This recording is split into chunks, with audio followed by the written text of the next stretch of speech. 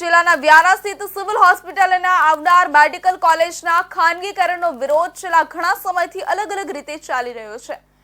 આને લઈને છેલ્લા 58 દિવસથી વ્યારા સિવિલ હોસ્પિટલ બહાર વિવિધ આદિવાસી સંગઠનો અમુદતના અનશન પર બેઠા છે, પરંતુ એનો હજુ સુધી કોઈ નિવેડો આવ્યો નથી। જેને પગલે ગુજરાત સ્થાપના દિવસે અને મજૂર દિવસના રોજ ફરી મોટી સંખ્યામાં આદિવાસીઓ એકત્રિત થઈને કલેક્ટર કચેરી બહાર વિરોધ પ્લેકાર્ડ સાથે ખાનગીકરણનો વિરોધ કર્યો હતો। તાપી જિલ્લામાં સિવિલ હોસ્પિટલ અને આવનારી મેડિકલ કોલેજના ખાનગીકરણનો વિરોધ કરવામાં આવી રહ્યો છે।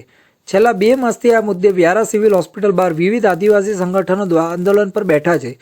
ગુજરાત સ્થાપના દિવસે અને મજૂર દિવસે ફરી મોટી સંખ્યામાં આદિવાસીઓ કલેક્ટર કચેરી બહાર એકત્રિત થઈ ખાનગીકરણનો વિરોધ કર્યો હતો।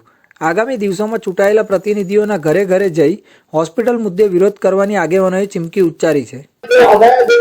મારું નામ રેહાના ગામિત છે। આજે 2 માસ થવા આવ્યા છે અમે ધારણા પર બેઠેલા છે। તે તાપી જિલ્લાની એકમાત્ર સરકારી હોસ્પિટલ છે।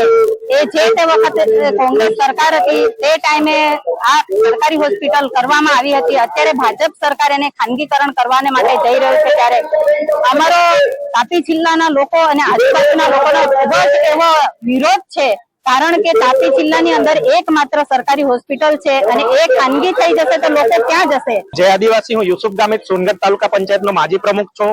60 દિવસથી સરકારી હોસ્પિટલ વ્યારાને સરકારી રહેવા દોના નારા સાથે સરકારી હોસ્પિટલની બહાર અનિશ્ચિત ધારણા પર બેઠા હતા। આજે 60મો દિવસ છે।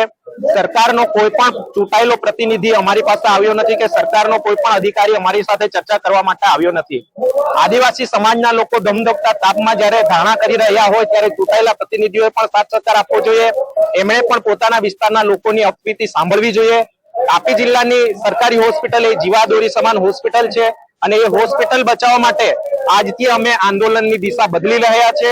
આજથી અમે ચૂંટાયેલા પ્રતિનિધિઓના ઘરે ઘરે ધારણા કરીશું અને એમને પણ અમે કહેવા માંગીશું કે તમે અમારા મતોથી ચૂંટાઈને તમે વિધાનસભામાં ગયા છો તો તમે અમારો અવાજ બનો।